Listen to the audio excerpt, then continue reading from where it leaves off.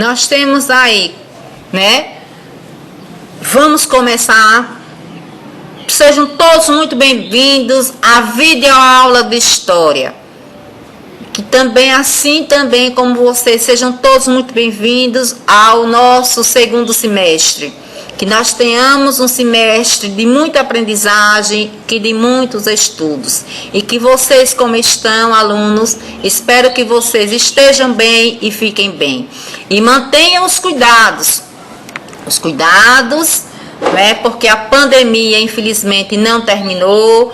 O uso de máscara, o uso do álcool gel, mantendo o distanciamento social, mantendo o isolamento, lavando as mãos. E que nossa videoaula hoje, nós vamos continuar o nosso capítulo 2, o início da República no Brasil, destacando as páginas 46, 47, 48, 52 e 53. E que nessas páginas a gente vai ver algumas revoltas conhecidas como revoltas sociais da República Velha ou da Primeira República, que é esse período que nós estamos estudando. Assim também como nós vamos responder o exercício de compreensão da página 54, a questão 6. Então, vamos lá, turma. Vamos para os nossos slides. Nós vemos aqui uma imagem, a imagem do Rio de Janeiro. Essa imagem do Rio de Janeiro eu trouxe para vocês, que é uma imagem do período aí, do Rio de Janeiro, no início do século XX, quando o Rio de Janeiro vai sofrer uma reforma no seu aspecto urbano, que vai deixar de ter o aspecto de uma cidade de estilo colonial e vai ter agora essa transformação no seu aspecto urbano, baseado no modelo das cidades europeias. O Rio de Janeiro ganha aí a energia elétrica, aí os postes que antes era o lampião, com avenidas largas. E o que tinha de mais moderno de urbanização na Europa foi trazido para ser implantado no Rio de Janeiro, que passou por reformas no início do século XX. E que o Rio de Janeiro, nesse período, era a capital do Brasil. Hoje a capital do Brasil é Brasília. Que ao longo da sua história o Brasil teve 3 capitais. A primeira capital, Salvador, período colonial. A segunda Rio de Janeiro. E a última e atual Brasília.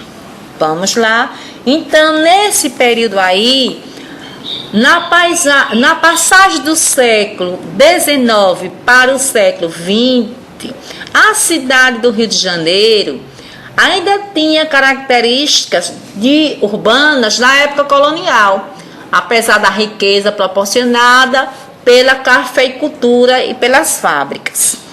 Então, a capital brasileira ficava localizada entre o litoral e a Serra do Mar, em um terreno cheio de morros e lagoas. Por isso que o Rio de Janeiro, vocês estão observando aí, não é? Tem morros e tem a lagoa, não é? Além disso, sua geografia não favorecia o desenvolvimento do centro urbano. As ruas da cidade eram sujas e estreitas, e quase não havia saneamento básico, rede de esgoto. E por isso que muitas doenças assolavam o Rio de Janeiro, como a varíola, malária, febre amarela, a peste bubônica, atingiam frequentemente a população. Até tem um livro que diz assim: Rio de Janeiro, cidade insalubre, porque até nos dias de hoje o Rio de Janeiro sofre com epidemias, com doenças, e que nós estamos, né? O mundo, não só o Rio de Janeiro, mas o mundo está passando por uma pandemia. Por isso que é uma pandemia, né? Da questão causada, infelizmente, por esse vírus tão letal que mata, que é o coronavírus, Covid-19, né? Que nós estamos enfrentando, infelizmente, ainda. Então, os edifícios antigos foram transformados, que eram os cortiços do centro, era habitado por milhares de famílias pobres, vivendo em situação precária, sem condições mínimas de higiene. O porto da cidade não tem estrutura para receber navios de grande porte, prejudicando a circulação de mercadorias entre a capital e outras regiões do Brasil e do mundo. Então, o que foi feito para melhorar essa situação? As políticas públicas. Em 1902, o Rodrigo Alves assume a presidência do Brasil. Um dos principais aspectos do seu plano de governo era implementar um amplo programa de reformas urbanas e sanitárias na capital federal, no Rio de Janeiro. Fazia parte desses programas a modernização do porto, o alargamento das ruas, higienização do centro da cidade e a construção de novos edifícios. Essas reformas pretendiam tornar a cidade mais limpa, moderna e atraente para os investidores estrangeiros e para os trabalhadores imigrantes. Para realizar as reformas urbanas, o sanitarista e presidente deu amplos poderes ao prefeito do Rio de Janeiro, o engenheiro Pereira Passos, e o diretor do Serviço de Saúde Pública, o médico sanitarista Oswaldo Cruz. Nesse advento de reformas do Rio de Janeiro, vai surgir aí esse projeto. Ele tinha essas reformas que o Rio de Janeiro estava passando, fazia parte de um projeto de regeneralização da cidade. Além das reformas urbanas e sanitárias, buscavam também a mudança nos costumes das pessoas. Não era só mudar as cidades, queriam também que as pessoas mudassem seus costumes. Por isso que vários costumes e tradições consideradas perturbadoras da ordem, como a serenata, o jogo de capoeira, foram duramente reprimidos durante a Primeira República, proibidos durante a Primeira República. E nesse advento também de reformar as cidades, muitos cortiços foram demolidos, foram derrubados, não é? Os cortiços eram casarões que abrigavam muitas famílias. As famílias pobres moravam neles, que às vezes até em novelas de época passa, quando as crianças estão brincando, às vezes as mulheres lavam todas juntas nesses casarões. Aí o que vai acontecer? O prefeito, na época Pereira Passos, ele vai, demolir prédios antigos, esses casarões, e as pessoas que moravam nesses cortejos vão ser desabrigadas das suas casas.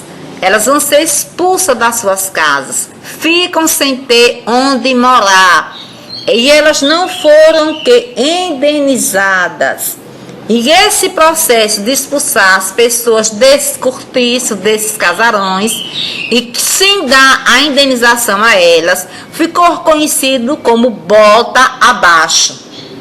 Então, era a expressão utilizada pelos populares da época para se referir à demolição do centro da cidade, principalmente dos cortiços. Essas pessoas foram entregues à própria sorte, sem ter onde morar, sem ter onde ficar. Cada vez mais elas foram mandadas para longe do centro da cidade. Então, elas começaram a construir moradias improvisadas, os famosos barracos, e que também vai surgir aí, vão dar origem ao quê? Às primeiras favelas da cidade do Rio de Janeiro. E que isso vai revoltar as pessoas. As pessoas ficam revoltadas. Já pensou as pessoas serem expulsas das suas casas de um dia para a noite, de uma hora para outra, sem ter para onde ir, sem serem indenizadas? Esse bota abaixo, que os agentes do governo chegavam, expulsavam as pessoas e as pessoas ficavam entregues à própria sorte, porque as suas casas iam ser demolidas para dar lugar a grandes prédios e avenidas largas do Rio de Janeiro. Consequentemente, aí vai surgir também nesse período a revolta da vacina, que eu peço que vocês leiam aí a página 48 para entender melhor. porque na videoaula não tem como a gente vai ver de uma forma breve, mas que para aumentar o conhecimento de vocês e ajudar também ao entendimento, vocês façam uma leitura do livro, aí página 48. A revolta da vacina, aí vocês dizem, revolta da vacina, parece a gente entrar no contexto nosso, nós estamos também no período de uma pandemia, uma campanha de uma vacinação para a população, né? A gente tem que saber como surgiram as vacinas, qual a utilidade das vacinas. A vacina serve para prevenir doenças, né? E que nós estamos também nesse período da vacinação aí contra o Covid-19, né? Que uma luta também. Então, aconteceu essa revolta da vacina no Rio de Janeiro, que era a capital da República, que era a capital do Brasil. O presidente era Rodrigo Alves e o prefeito do Rio de Janeiro era Pereira Passos. E o médico encarregado das questões sanitárias, era como se ele fosse o ministro da saúde hoje no Brasil, era Oswaldo Cruz, médico sanitarista, que é ele que vai descobrir a cura para a varíola, para a febre amarela, a vacina. Então, a população já estava revoltada, porque elas estavam sendo expulsas das suas casas, com bota abaixo, mandado cada vez mais longe dos centros da cidade, entregue à própria sorte.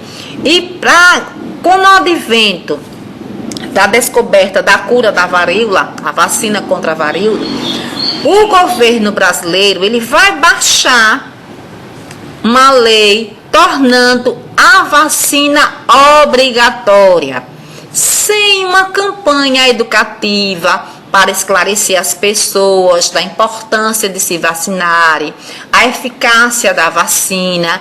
Isso vai gerar uma revolta que vocês observem até aí na chás, as pessoas se revoltando.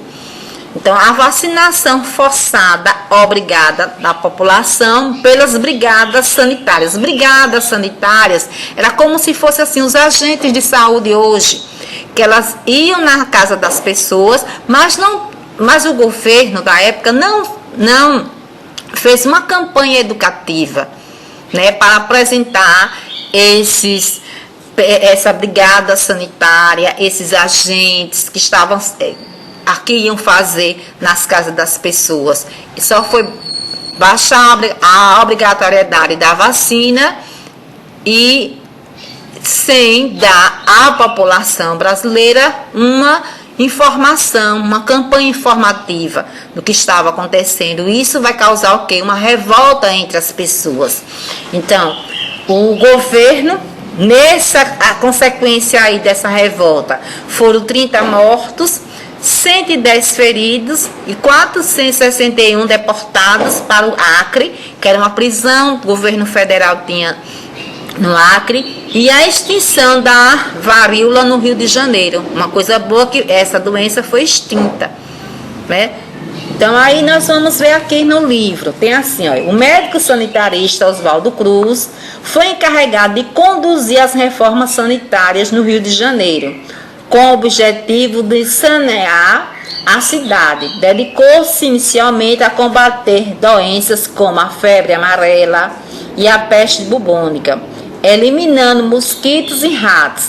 Em seguida, comandou o processo de erradicação, quer dizer, de acabar, da varíola. Porém, o único meio de combater essa doença era vacinar a população.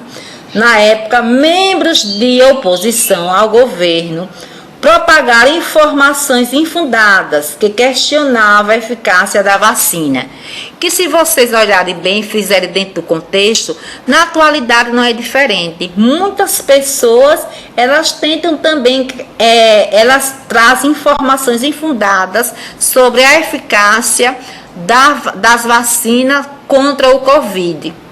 Né? Por isso que muita gente diz assim, é a negação da ciência, que hoje Em pleno século XXI, nós estamos vivendo numa pandemia, mas ainda existem muitas pessoas resistentes em tomar vacina.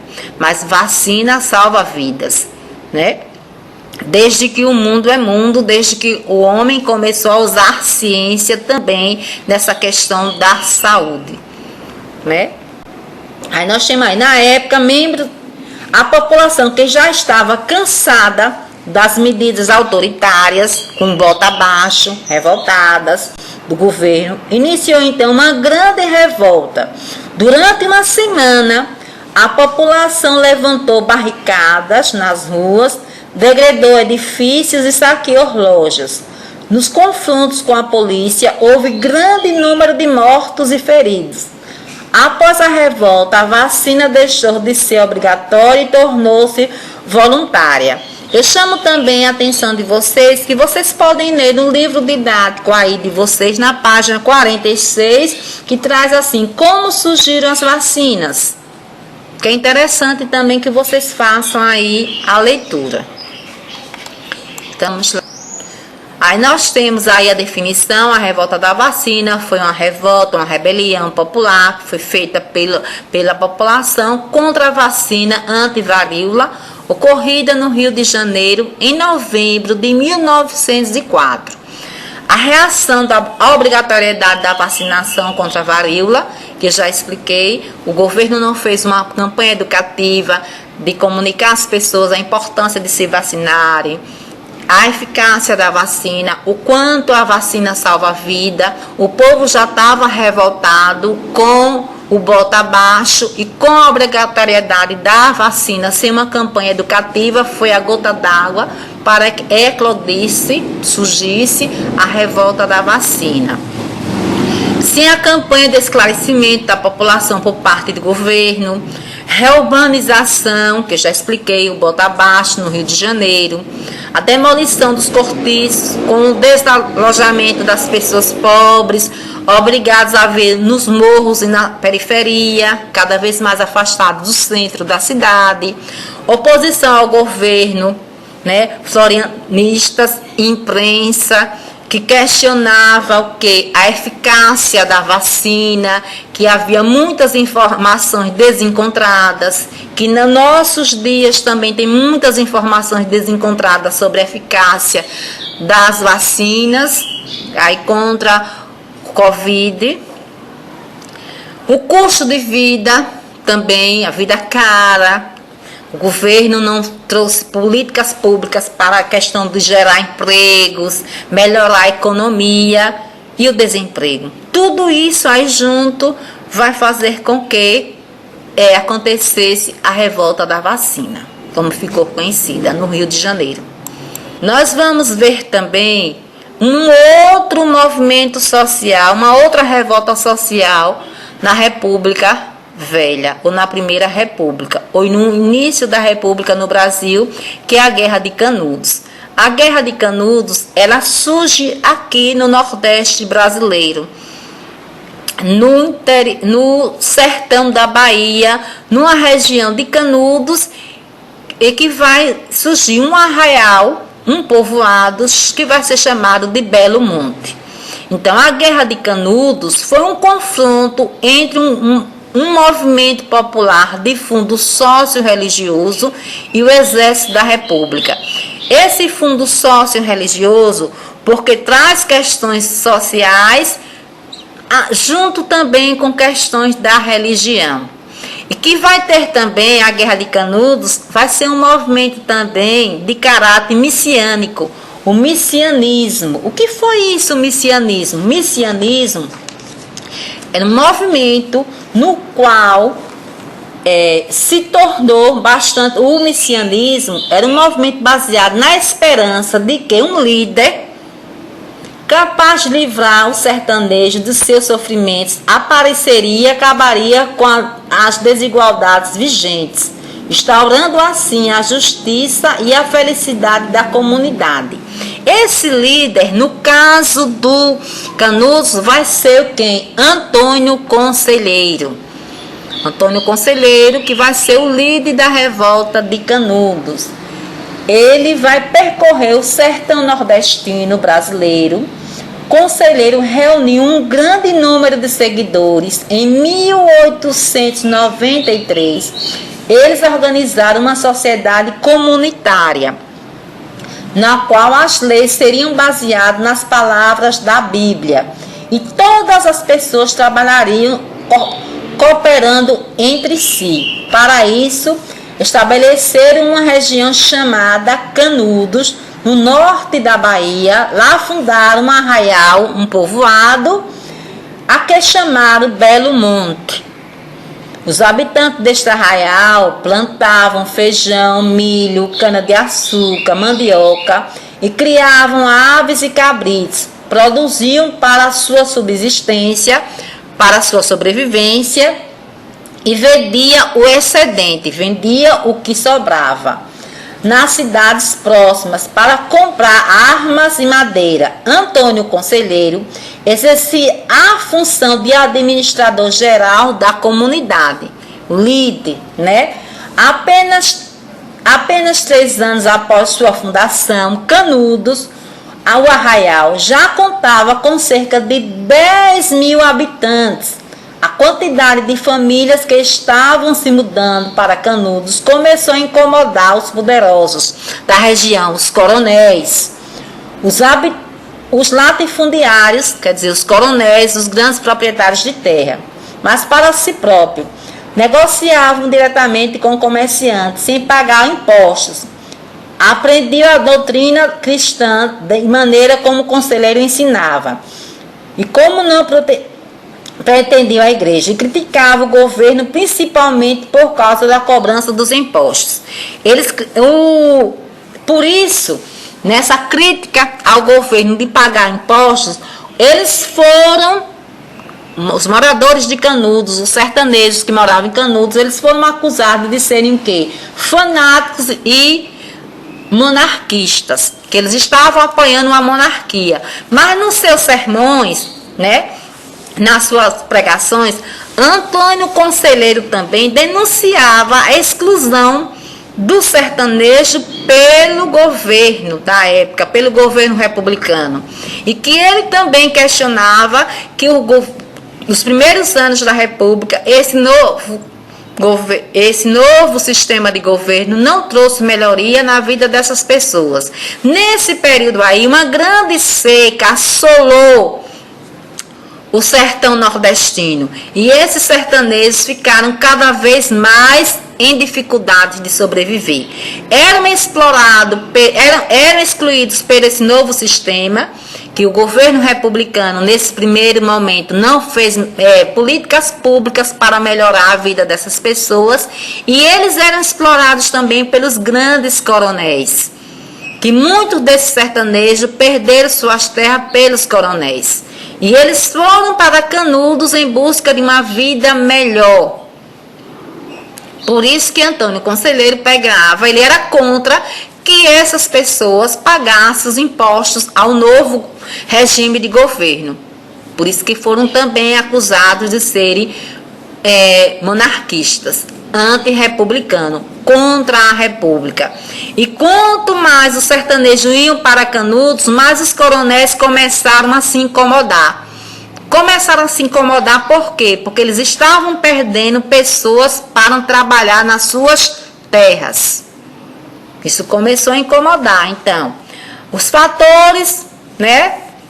Vendo aí novamente, os fatores que vão levar o surgimento da Guerra de Canudos, a miséria dos sertanejos, a exclusão social e a opressão do sertanejo pelo governo, que não fez nenhuma política pública para melhorar na vida dessas pessoas, muito pelo contrário, cobrava os altos impostos da República, e pelos latifundiários, os coronéis, os grandes proprietários de terra, e a omissão das autoridades. Aí vocês estão vendo o mapa, onde está localizado aí Canudos, no sertão baiano. Aí nós vamos aí ver a Guerra de Canudos. Característica aconteceu no governo do presidente Prudente de Moraes. A região Belo Monte comunidade religiosa criada por Antônio Conselheiro, que era o líder. Por isso que também a Guerra de Canudos tinha um caráter messiânico, que Antônio Conselheiro era visto como líder, como Messias, que veio para tirar as pessoas daquela péssima situação em que se encontravam, para que elas tivessem uma vida melhor. E Antônio Conselheiro pregava que os sermões da Bíblia e denunciava também os descasos do governo federal com essas pessoas e a cobrança dos impostos. A economia comunitária, por que uma economia comunitária? Que eu já expliquei, que tudo era dividido entre todos. Eles plantavam e o que eles colhiam, eles reservavam uma parte para a sua subsistência, para a sua sobrevivência, e o excedente, o que sobrava, eles vendiam nas regiões, nas cidades circunvizinha. Compravam armas e o que precisavam. De caráter messianismo, o messianismo eu já disse, porque o líder era visto como Messias, que veio enviado por Deus, o Messias, para tirar as pessoas daquela miséria em que viviam, para que pudessem ter uma vida melhor. E nós tivemos dois movimentos também de caráter messiânico, do messianismo: a Guerra de Canudos e a Guerra de Contestado, que nós não vamos ver a Guerra de Contestado, mas a Guerra de Contestado também é uma revolta da Primeira República, que se vocês puderem também, vocês deem uma lidinha. Assim também como nós não vamos ver agora a questão do cangaço, que aconteceu também aqui no Nordeste brasileiro, pelas questões também de exclusão social, que traz a figura emblemática de Lampião, líder. Então, a oposição da igreja, né, os latifundiários, os coronéis e o governo federal. A repressão do governo federal, porque mandou 4 expedições para destruir Canudos. A última expedição, Canudos é totalmente destruído. Então, Canudos, os coronéis, eles vão se sentir incomodados, prejudicados, então vão se juntar com o governo local, faz uma reivindicação ao governo federal que manda expedições para destruir Canudos e resolver a situação. Então o governo da Bahia se dirigiu em 1896 ao exército, solicitando a aniquilação do arraial de Canudos, a destruição de Canudos. O exército realizou 3 expedições, enviaram 3 expedições a Canudos, que foram derrotadas por causa da resistência dos habitantes do arraial, do sertanejo. Em 1897, foi enviada uma 4ª expedição com milhares de soldados de todo o país e as melhores armas que o exército possuía. Essa expedição dizimou, destruiu, acabou o arraial, povoado de Canudos, massacrando sua população. Aí o resultado aí, 25 mil mortos. O jornalista aí, Euclides da Cunha, que veio cobrir, né, cobrir a guerra pelo jornal do estado de São Paulo, ele vai fazer suas anotações e ele denuncia a chacina, que foi uma chacina, porque foi um dos maiores massacres da história brasileira até o momento, por menores, por detalhado, e disso aí ele vai escrever um livro que ficou conhecido como Os Sertões, e que eu deixo também como sugestão para vocês, se vocês puderem, vocês assistam o filme Guerra de Canudos, que mesmo numa ficção, mas que vai ajudar também vocês a entenderem o assunto, mesmo que seja uma ficção, mas vai ajudar. E que vocês também leiam aí o nosso livro didático, né? Como é que a gente aprende história? Lendo. Como é que a gente aprende? Lendo. Parte do nosso aprender. Outro movimento também da República, da Primeira República, ou da República Velha, desse período que nós estamos estudando, é a revolta dos marinheiros, ou revolta da Chibata, que em alguns livros vocês vão ver a revolta da Chibata ou a guerra da Chibata, que traz como líder, vocês estão vendo aí, João Cândido, que ele é considerado, visto como ele vai ser conhecido como Almirante Negro. O líder João Cândido ao Almirante Negro. Então, o governo do presidente Hermes da Fonseca aconteceu na cidade do Rio de Janeiro. O líder João Cândido, vocês estão vendo a foto, João Cândido, terceiro da esquerda para a direita, no terceiro dia da revolta. Então, o que vai acontecer aí? No início do século XX, a Marinha do Brasil possuía alguns dos navios de guerra mais modernos do mundo. Apesar disso, os marinheiros permaneciam submetidos às leis herdadas no período da escravista.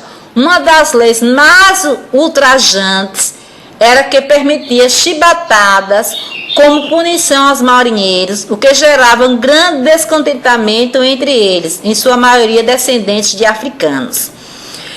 E era comum, isto quer dizer o quê? Que nesse período, infelizmente, era comum aos marinheiros de baixa patente, porque muitos deles eram descendentes de ex-escravizados, serem atribuídos a eles castigos físicos, se eles cometiam alguma falta, que esses castigos eram que as chibatas, eles eram chicoteados.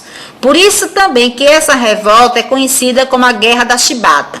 Vocês podem encontrar em alguns livros ainda com essa denominação, mas que é a mesma revolta.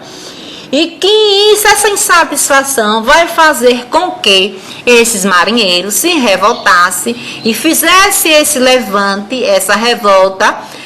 Uma das reivindicações era o quê? O fim desses castigos, o fim da chibata, melhores saldos, melhores salários e o perdão para os líderes, para os participantes, que fossem perdoados, que eles não fossem punidos por isso, por ter se revoltado, se rebelado.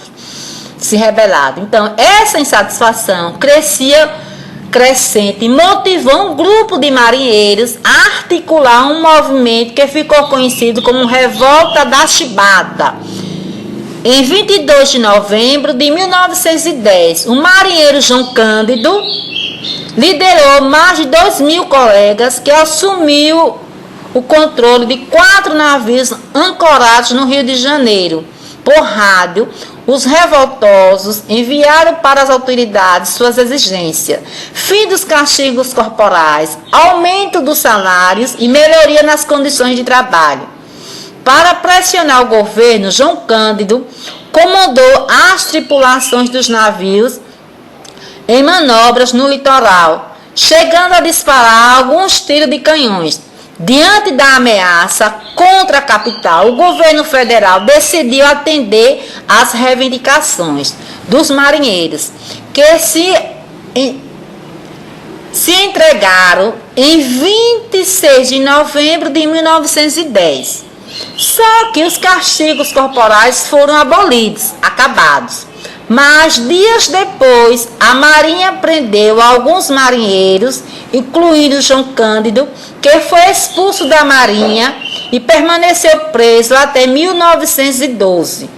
Ele ficou conhecido como Almirante Negro e, apesar de sofrer muitas perseguições das autoridades, não deixou de participar ativamente de outros movimentos políticos até sua morte em 1969.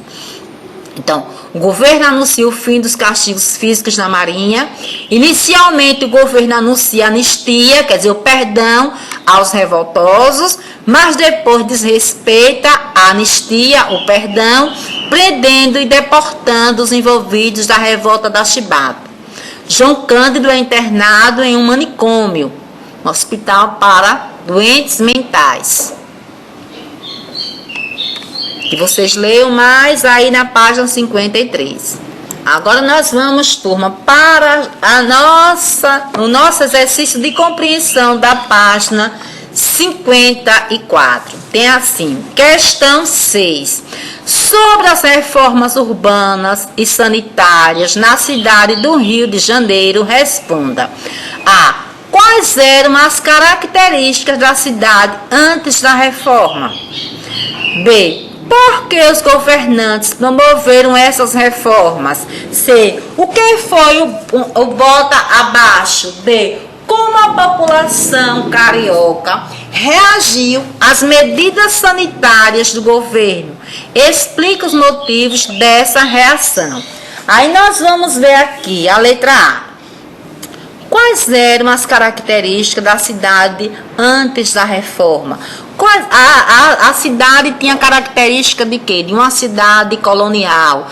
Não tinha saneamento básico, as ruas eram sujas, estreitas, sem saneamento, né? A iluminação era ainda os lampiões, que vocês podem também, sempre eu destaco, vocês podem responder com as palavras de vocês, desde que esteja dentro do contexto. Eu dou um direcionamento, porque nós estamos numa videoaula, certo, turma? Então a gente pode botar assim: as ruas eram sujas e quase não havia saneamento básico. Além disso, a população pobre vivia geralmente em cortiço, antigos edifícios, onde milhares de famílias viviam em situações precárias de pobreza. B. Aí a B nós temos aí. Por que os governantes promoveram essas reformas? Elas faziam parte de um projeto de regeneração da cidade, que além de reformas urbanas e sanitárias, buscava mudanças nos costumes das pessoas. A letra C tem assim: o que foi o bota abaixo? Foi a expressão utilizada pelos populares da época para se referir às demolições no centro da cidade. B. Como a população pobre carioca reagiu às medidas sanitárias do governo? Explica os motivos dessa reação. Nós podemos colocar: a população se revoltou contra o autoritarismo do governo, que conduziu as reformas de modo autoritário e com repressão policial, gerando grande insatisfação popular. Então, turma, nós respondemos aí, vocês copiem as questões no caderno, vão ao livro, leiam, assistam a videoaula. E que nossa videoaula chega ao fim. Nós vamos ficando por aqui. Até a nossa próxima videoaula. Até o nosso próximo encontro. Espero que todos vocês fiquem bem e estejam bem. Tchau, tchau, turma.